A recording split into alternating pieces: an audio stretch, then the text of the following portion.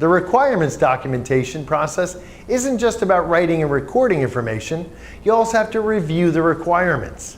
Anytime someone other than the author of a software requirements document examines the product for problems, a peer review takes place.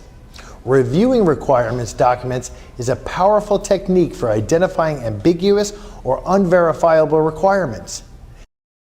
You can also detect bugs in the design during the review process before they're developed. It costs 5 times more to fix a bug at the development stage than in the requirement stage. There are both formal and informal types of reviews. The informal types include a peer desk check, where you ask a colleague to look over your work product, a pass-around, where you invite several coworkers to look at the document at the same time, and a walkthrough, where you describe the document and ask for comments on it. A formal peer review, on the other hand, follows a well-defined process. A formal review produces a report that identifies the material, the reviewers, and the review team's judgment as to whether the product is acceptable. The review produces a summary of the defects found, and the members of a formal review share responsibility for the quality of the review. Digging deeper into the review process gets us to the inspection process.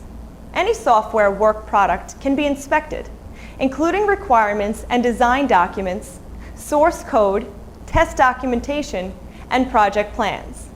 Inspection is a well-defined multi-stage process that involves a small team of trained participants who carefully examine a work product for defects and improvements. Participants in the inspection should represent 4 objectives: the author of the work product, the author of any predecessor work product or specification for the item being inspected, the people who are responsible for work products that interface with the item being inspected, and finally, the people who will do work based on the item being inspected, such as a developer, a tester, or a project manager. We recommend limiting the team to no more than 6 participants. There are 4 major roles in the inspection process. The author creates or maintains the work product being inspected. The moderator serves as the inspection leader, planning the inspection with the author, coordinating activities, and running the inspection meetings. The reader paraphrases the SRS one requirement at a time, with the other participants then pointing out potential defects and issues.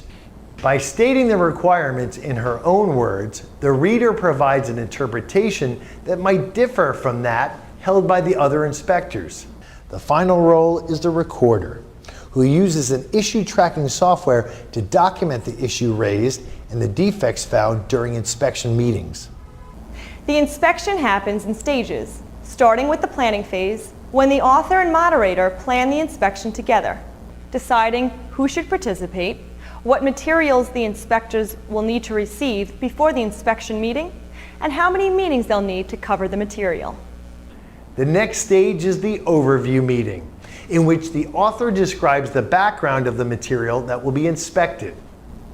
The preparation stage happens prior to the inspection meeting, and it involves each inspector examining the product to identify possible defects and issues that should be raised. Up to 75% of defects are found during this phase, so keep a sharp eye.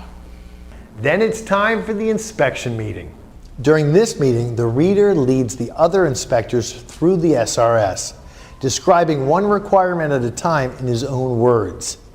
The inspectors bring up possible defects and the other issues, while the recorder captures them on a form that becomes the action item list for the author.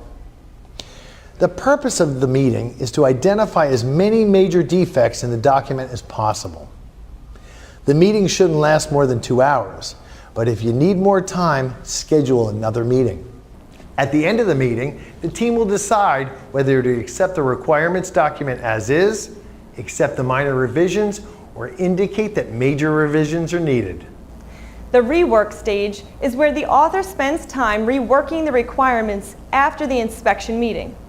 And follow-up is the final step, in which the moderator works with the author to ensure that all open issues have been resolved and errors have been corrected. The entire process ends when all of the issues raised during the inspection have been addressed, or any changes in the document have been correctly made, or when the document has been checked into the project's configuration management system. To help inspectors look for typical kinds of errors in the products that they inspect, develop a defect checklist for each type of requirements document. This draws the inspector's attention to historically frequent problems. There are a lot of challenges associated with requirements review, and fortunately, our program will help make the process much easier. There are a few tips we'd like to pass along to you, though, to help you with other aspects of the process.